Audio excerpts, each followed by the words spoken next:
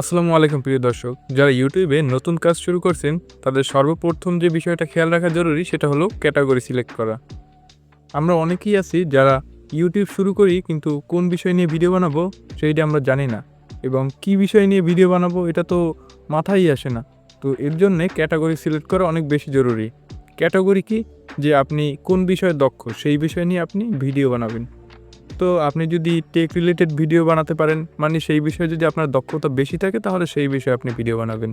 যদি আপনি ব্লগ বা রান্না ভালো পারেন বা যেকোনো বিষয়, যে বিষয়ে আপনার দক্ষতা বেশি, তো আপনি যদি দেখেন যে অন্য কোনো ইউটিউবাররা যেকোনো বিষয়ের উপরে বেশি ভিউজ পায় যে ভিডিওতে, আপনারা সেই বিষয় দেখে ভিডিও বানাবেন না।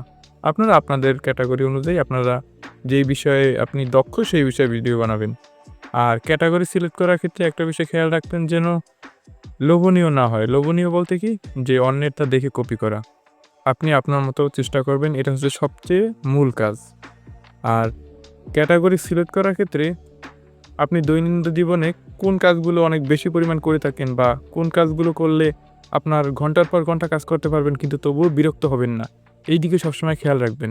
যে যদি দেখেন যে আপনি ঘন্টার পর ঘন্টা এই বিষয়ে কাজ করতে পারতেছেন, তখন আপনি সেই বিষয়েই কাজ করবেন। ঠিক আছে? তো এই ছিল আজকের ভিডিওটি। তো দেখা হচ্ছে পরবর্তী কোনো ভিডিওতে। আল্লাহ হাফেজ।